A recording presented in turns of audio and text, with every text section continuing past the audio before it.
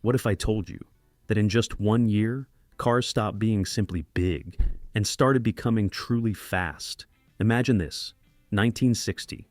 On the outside, everything looked the same. Long cars, heavy, full of chrome, designed to impress on every corner. But underneath, something wasn't the same anymore. Because while in 1959, speed was still a surprise, in 1960, it started to become intentional. Brands didn't just want beautiful cars anymore. They wanted capable cars, more power, better response, and in some cases, performance that was starting to feel much more serious. So, in this video, you're going to discover the fastest cars of 1960. And I'll tell you something, some of them weren't just surprising anymore. They were starting to dominate. 1960 Chevrolet Impala. If in 1959, the Impala surprised people because of what it hid, in 1960 it was already beginning to understand exactly what it wanted to be. Imagine the scene. Same type of car, same size, same presence on the street. People still saw it as a family car, something to cruise in, not something to push hard. But Chevrolet had already taken the first step, and now it was refining it. The 348 Tri-Power was still here, 3 carburetors, a setup that was no longer just an interesting experiment, it was a statement. More air, more fuel, more intention. Around 315 horsepower, with versions that could push even further depending on tuning. But here's the key difference from the previous year. This car no longer feels like a surprise. It feels like an evolution, because Chevrolet started to realize something important. The market was changing. The idea of a big but capable car was starting to gain traction, and cars like this Impala were part of that transition. It wasn't just a beautiful car that happened to be quick. It was a car being built with that in mind, and you could feel it. In period tests, the Impala with this setup could go from 0 to 60 miles per hour in about 8 seconds, putting it in a range where you're no longer talking about surprise, you're talking about real performance. And in a car this size, that started to turn heads. There's an interesting detail here. 1960 was one of the years where Chevrolet began to solidify that dual identity, affordable cars, but with versions that could genuinely compete in a straight line. And the Impala was a key piece of that. It wasn't the most extreme, but it was one of the most representative. When you look at its value today, that's reflected as well. A 1960 Chevrolet Impala with the 348 Tri-Power typically ranges between $40,000 and $85,000, with well-preserved examples reaching higher numbers. 1960 Dodge Dart Phoenix. This isn't the first car you'd think of, and that's where the story begins, because the Dart didn't have Chevrolet's recognition, nor Pontiac's image, nor Chrysler's weight. But Dodge, at that time, was doing something interesting. It was refining, taking big cars and giving them a clearer purpose, more direct, more mechanical, and the D500 package was exactly that. It wasn't just a name, it was a real upgrade, a setup designed to make the car behave differently. Sharper, more alert, more willing to respond when pushed, and that immediately sets it apart. Because this isn't a car that surprises by accident, this is a car that was tuned to perform better. Under the hood, the 361 V8 and D 500 specification elevated everything. Better fuel delivery, better response, delivering around 310 horsepower. And that translated into something very clear. This car didn't need to shout, but when you pressed the throttle, it responded with intent. In period tests, it could reach 0 to 60 miles per hour in around 8 seconds. Putting it right in the conversation with more recognized models. And that's what makes it interesting. It didn't have the fame, but it had the performance. There's a key detail here. Dodge was starting to build an identity that would become much clearer years later. Cars less refined than a Cadillac, less elegant than a Buick, but more focused, more mechanical. And this Dart is part of that path. When you look at its value today, that's reflected too. A 1960 Dodge Dart Phoenix D500 typically ranges between $30,000 and $70,000, depending on condition and originality. It's not the most famous, not the most remembered, but probably one of the most honest. 1960 Pontiac Bonneville. This car wasn't trying to hide it anymore, and you can feel that from the very first moment, because the Bonneville had something that set it apart. Not just presence, not just size, it had intention. By this point, Pontiac was already building a very clear identity within the American market. Big cars, yes, but with a more active approach, more emotional, closer to real performance.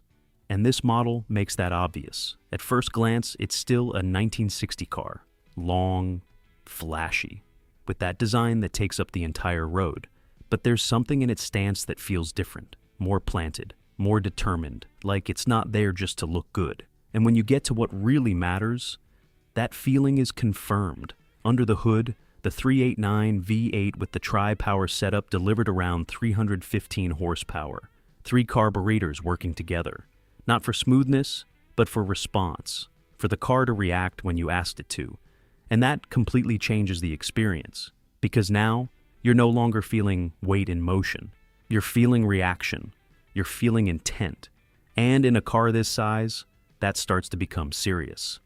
In period numbers, it could do 0 to 60 miles per hour in around 7.5 to 8 seconds, placing it directly among the fastest cars of the year.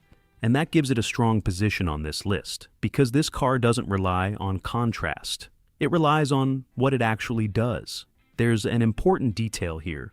Pontiac was getting dangerously close to a territory it would later dominate completely, big cars, with a sporty character.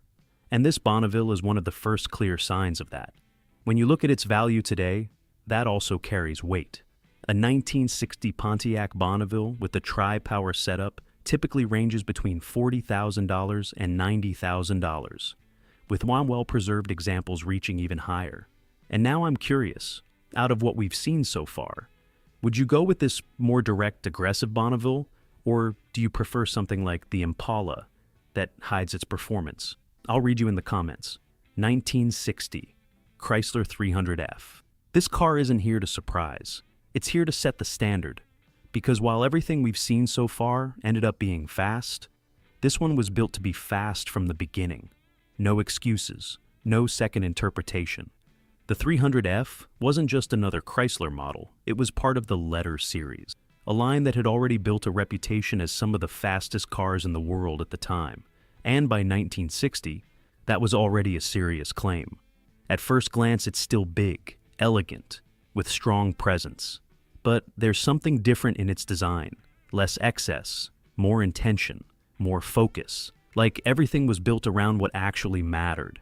And when you get to the engine, everything makes sense. Under the hood, the 413 V8 in its most powerful version delivered up to 375 horsepower. A number that, at the time, wasn't just respectable, it was dominant. But what really matters isn't just the number. It's what the car did with it. Because this car didn't need to look fast. It was fast. In period tests, the 300F could hit 0 to 60 miles per hour in around 7 seconds. And sometimes even quicker under ideal conditions.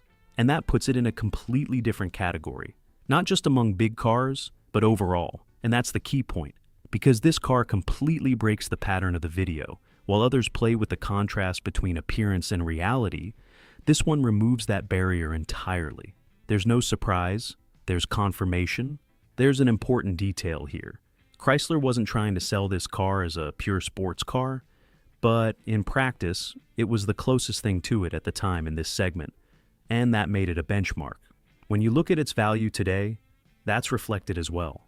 A 1960 Chrysler 300F typically ranges between $70,000 and $150,000, with exceptional examples going well beyond that. 1960 Oldsmobile Super 88. This car wasn't chasing attention, but it was always there, because the Super 88 wasn't the flashiest. It wasn't the most aggressive. It wasn't the one people talked about the most. But when you started comparing, it kept showing up. Again and again. Oldsmobile, at that point, already understood its role perfectly. It didn't need to exaggerate like other brands. It didn't need to stand out with a single bold feature. It wanted to build cars that worked well in everything. And this is a perfect example of that. At first glance, it fits completely into the 1960 design language. Big, balanced, with a clean presence, no unnecessary excess. But there's something about it that feels more solid, more cohesive, like everything was simply better resolved. And that becomes clear when you look at what's underneath. Under the hood, the 394 V8 delivered around 315 horsepower. A strong number, but more importantly, well utilized. This car didn't rely on a sudden peak of power. It relied on how everything worked together. Engine, transmission, weight, everything was aligned. And that translated into something very clear: consistency. In period tests, the Super 88 could reach 0 to 60 miles per hour in around 7.5 to 8 seconds, keeping up with cars that looked far more aggressive. And that's what makes it interesting, because this car doesn't build expectations. But it doesn't disappoint either. It simply delivers, and it does it well. There's an important detail here. Oldsmobile was one of the brands that best understood how to build balanced cars in this era. They weren't the most extreme, but they were rarely left behind. And that built a very strong reputation. When you look at its value today, that still shows. A 1960 Oldsmobile Super 88 typically ranges between $30,000 and $70,000, depending on condition and originality. It's not the most exciting, it's not the most radical, but it's probably one of the most reliable picks on this list. 1960 Plymouth Fury. This car did look fast, and even then, it still didn't get the credit it deserved, because the Fury had something different. It wasn't just another big car with a V8. It had a more aggressive stance, a tighter design, like it was trying to separate itself from the rest. And it succeeded. Those sharper lines, that more expressive front end, everything about it carried more intention. It didn't feel passive, it felt ready. But here's where it gets interesting. Despite that image, a lot of people didn't put it in the same league as more famous models. And that creates a strange contrast, because when you look at what really matters, this car delivers. Under the hood, the 361 V8 could produce around 305 horsepower.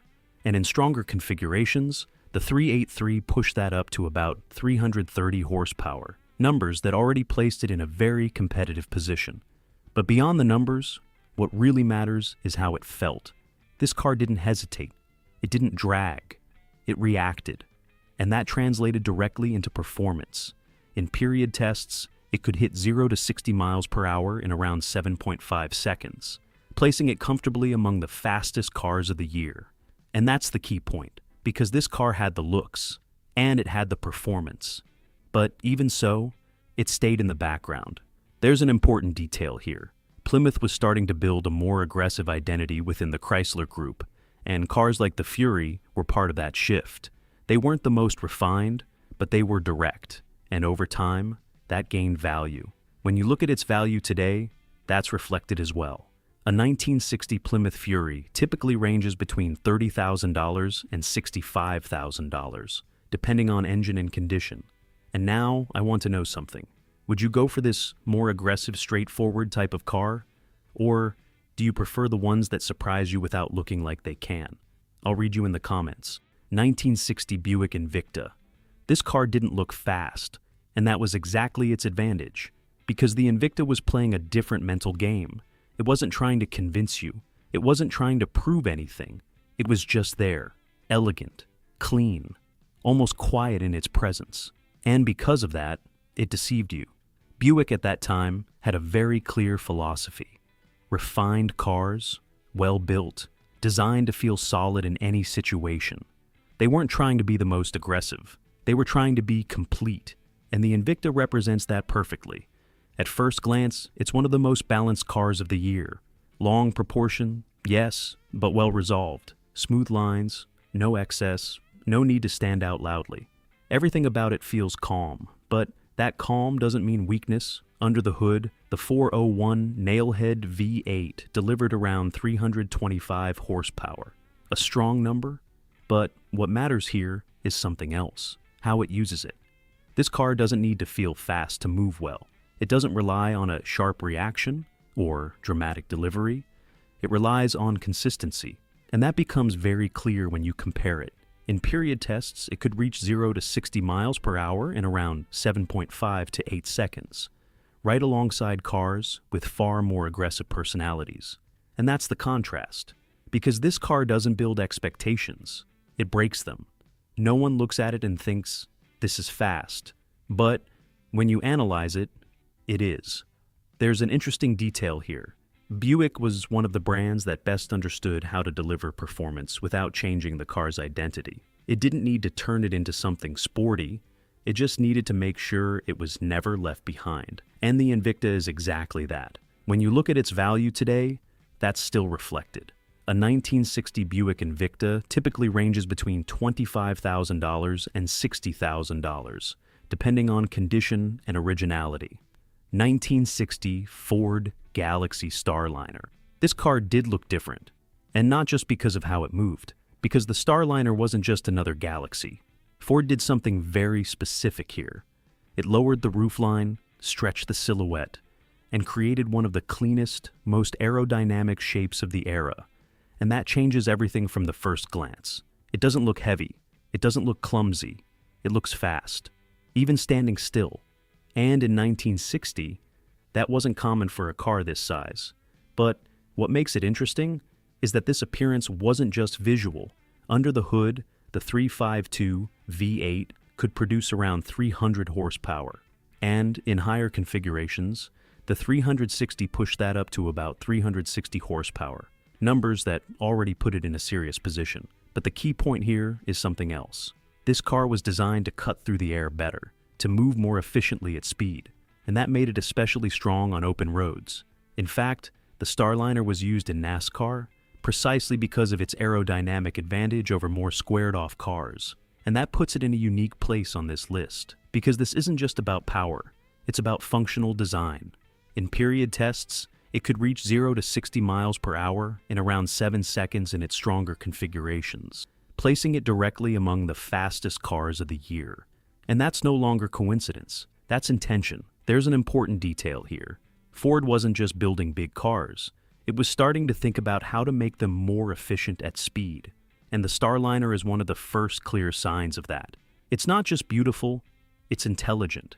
When you look at its value today, that's reflected as well. A 1960 Ford Galaxie Starliner typically ranges between $40,000 and $90,000, depending on engine and condition. 1960 Mercury Park Lane. This car didn't look like it belonged in this fight, and yet it never fell behind, because the Park Lane played in a very specific space. It wasn't the most sporty, it wasn't the most aggressive, but it also wasn't a car that settled for just luxury. Mercury at that moment sat right in the middle of everything, more refined than Ford, less extreme than Lincoln, and that gave it a unique kind of freedom to build complete cars. And this is one of them. At first glance, it gives you exactly what you expect: big, elegant, with a calm presence. The kind of car that feels built for cruising, not accelerating. And that's where the mistake happens, because under the hood, the 430 V8 delivered around 310 horsepower, a solid number. But what really matters is the whole package. This car doesn't rely on a single standout trait. Everything is aligned to work well in any situation. Engine, weight, transmission, and you feel that when you compare it. In period tests, it could reach 0 to 60 miles per hour in around 8 seconds, staying close to cars that, on paper, were much more performance-focused. And that completely changes how you see it, because this isn't a car that surprises instantly. It surprises when you start measuring it. There's an important detail here. Mercury was never the loudest brand, but it consistently built cars that performed better than people expected. And this Park Lane is one of the best examples. It doesn't headline, but when you analyze it, it's there. When you look at its value today, that's reflected as well. A 1960 Mercury Park Lane typically ranges between $25,000 and $55,000, depending on condition and originality. It's not the most remembered, it's not the most desired, but it's probably one of the most consistent cars on this list. 1960 Cadillac Series 62. This car shouldn't be here, and yet it fits perfectly. Because when you think of a 1960 Cadillac, the last thing that comes to mind is speed. You think of size, luxury, presence, a car built to impress without needing to move. And that's exactly what it looks like. but only looks like, because Cadillac never allowed its cars to be slow. Under the hood, the 390 V8 delivered around 325 horsepower, a strong number, especially considering the size and purpose of the car. But what really matters isn't just the number, it's the context. This engine wasn't in a lightweight coupe. It wasn't in something built for performance. It was here, in one of the biggest and heaviest cars of the year. And even then, it responded. In period tests, the Series 62 could reach 0 to 60 miles per hour in around 8.5 to 9 seconds, a figure that, in its category, isn't just acceptable. It's surprising, and that's the point, because this car doesn't try to compete, but it also refuses to fall behind. There's an important detail here. Cadillac understood something many brands were still figuring out. Luxury shouldn't limit capability. They didn't need to make it sporty. But they also weren't going to let it feel sluggish. And that creates a very specific balance, because this car doesn't feel fast, but it doesn't feel slow either. And that middle ground is where it surprises you. When you look at its value today, that's reflected as well. A 1960 Cadillac Series 62 typically ranges between $40,000 and $90,000, with well-preserved examples going even higher. And when you step back and look at all these cars together, something becomes very clear. 1960 wasn't a year of sudden change. It was a year of intention, because now, you're no longer looking at cars that ended up being fast by accident. You're looking at cars that were starting to be built that way on purpose. And now, I want to know something. Out of everything you've seen in this video, which one actually impressed you the most? Not the most beautiful, not the most famous. The one that made you stop and think, this is something else. I'll read you in the comments. And if you want to see where all of this really started, you need to watch this video about the fastest cars of 1959, because that's where the surprise began. And when you compare it to this, you'll understand the evolution perfectly. See you there.